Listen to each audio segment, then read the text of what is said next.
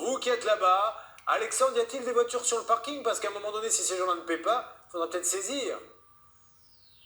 Effectivement, Julien, je suis devant le garage et je vais vous montrer ça tout de suite. Il y a 4 voitures qui sont devant la rue.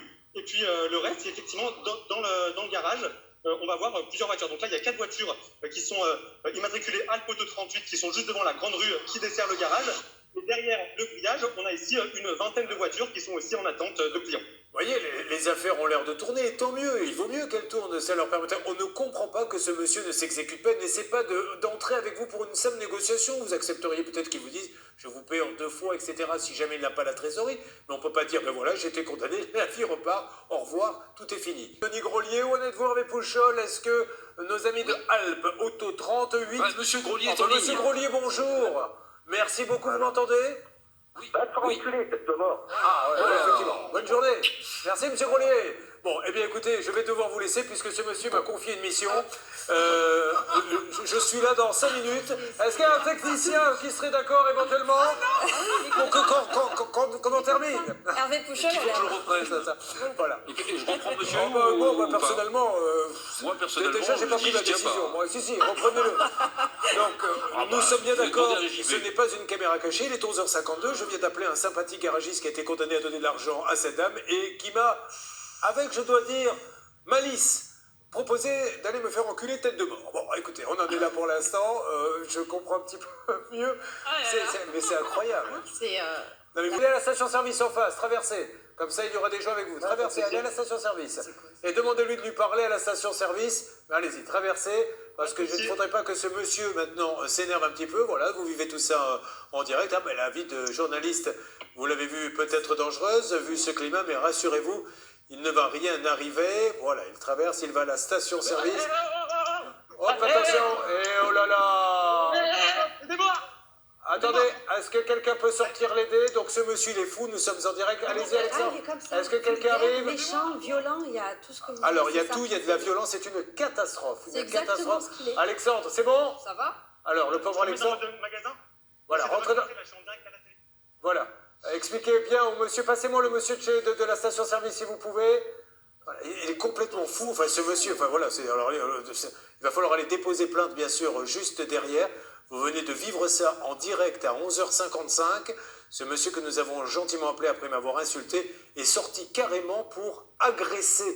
Et ces gens-là vendent des voitures. Donc, en plus, son épouse est en train de nous regarder. C'est-à-dire qu'il fait ça tout en sachant qu'il est à la télé. Bon, Alexandre, donnez-nous des nouvelles. Rassurez-vous, je suis désolé Alexandre. Hein. Qu'est-ce qui s'est passé exactement? Pas de souci, bah écoutez, j'imagine que le gérant est sorti du garage, il m'a couru droit dessus, donc j'ai pu me réfugier dans un magasin juste à côté. Et là, il est en train de repartir après m'avoir menacé. Bon, parfait. Alors, on va aller déposer plainte bien immédiatement. Reprenez votre souffle, restez là.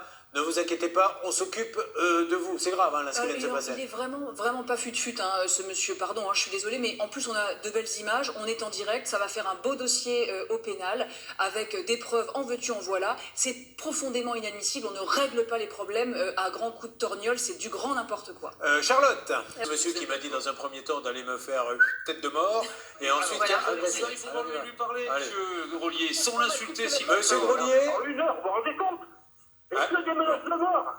Voilà, Monsieur bien sûr, Grolier. Je suis des menaces de mort. vous m'entendez? C'est Julien Courbet, nous sommes Oui, en direct sur oui, M6. oui. Alors, je viens de vous entendre dire j'ai reçu des menaces de mort. Je rappelle à tous ceux qui vous appellent que c'est ridicule d'appeler les personnes qu'on appelle nous-mêmes, mais j'en profite aussi pour vous dire qu'avant d'en recevoir, vous m'avez dit moi-même d'aller me faire tête de mort. Donc voilà. Maintenant, essayons de nous calmer, monsieur Grolier. Non, mais attendez.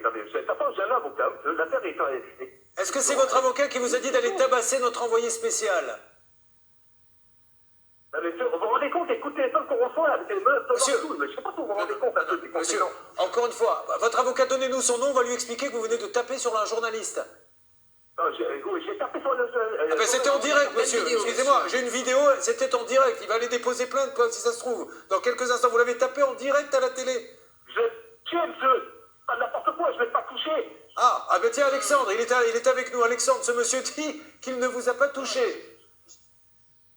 Non, il m'a pas touché, effectivement, il était un petit peu menaçant, il m'a couru après, on s'est juste couru après, mais il ne m'a pas touché. Je vais taper, maintenant vous dites n'importe quoi. Monsieur, de toute façon, je vais aller porter plainte, il n'y a pas de souci, je vais aller porter plainte. L'avocat, votre avocat, on l'a prévenu de ce qui peut passer. Moi, je vous dis que ma secrétaire, elle a reçu des menaces de mort. Moi-même, j'ai reçu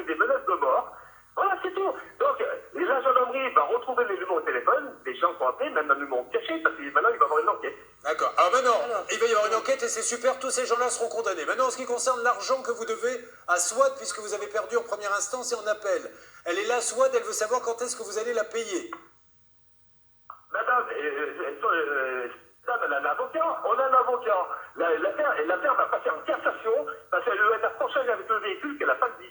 On s'en fiche, Donc, parce que il c'est a fait un exécutoire. Monsieur, votre avocat a dû vous expliquer que le titre est exécutoire, c'est-à-dire que vous devez payer même s'il y a cassation. Après, c'est les avocats qui s'en occupent, monsieur. Alors donnez-moi, alors on va appeler votre avocat, monsieur Grolier, comment s'appelle-t-il? On l'a, Julien. Monsieur, j'ai pas votre... Alors comment s'appelle-t-il? C'est monsieur Maître Jean-Damien Lermillon. Bon, ben on va appeler votre avocat. Donc, monsieur, aujourd'hui, votre position, parce que moi, je me dois de vous la demander, c'est que vous avez été condamné en première instance, en deuxième instance, pour avoir vendu une voiture qui était impropre à la circulation. Vous dites aujourd'hui, je ne paie pas parce que je vais en cassation. Ce n'est pas suspensif. On est bien d'accord, monsieur Grolier, c'est ça, la version d'Alpoto 38. Julien. Il est Oui, toujours je sais bien. Monsieur d'Alpoto 38? Le nom de l'avocat. Alors d'accord, on va l'appeler. Est-ce qu'on peut l'appeler en antenne l'avocat pendant ça? Quant à, je rectifie, je suis désolé, mais sur les images, j'avais cru comprendre qu'il faisait toucher, que les choses soient bien claires. Monsieur Grolet a couru vers Alexandre, mais ne l'a pas touché. Que les choses soient bien claires. Et je redis à ceux qui l'appellent, on avait l'impression qu'il était en train de toucher. Donc je lui présente mes excuses à ce niveau-là. Il ne l'a pas touché. Il lui a couru. Alexandre, dites-nous exactement ce qui s'est passé. Alors du coup, qu'il y ait la transparence totale. À partir du moment en fait, où j'ai entendu qu'il vous avait insulté à l'antenne, je me suis un petit peu éloigné du garage, puis je l'ai vu sortir du garage, donc j'ai commencé moi à m'en éloigner. Et quand en traversant la route, j'ai vu qu'il commençait à courir, je me suis mis à courir également et à tourner autour de la station pour trouver une manière de me cacher. Heureusement, j'ai encore quelques bons restes de joueurs de foot amateurs et j'ai pu le semer. Bon, parfait. Alors on essaie d'avoir l'avocat, s'il vous plaît, Hervé et Oui. Céline. Oui, on rappelle également, ça vous devez le savoir, qu'on a, quand on perd un premier procès, on a la possibilité d'aller en appel, on a aussi après la possibilité d'aller en cassation, on a même la possibilité d'aller devant la Cour européenne des droits de l'homme, Bien sûr. mais que c'est le juge qui décide si, en attendant tous ces recours, on doit payer ou pas. Absolument.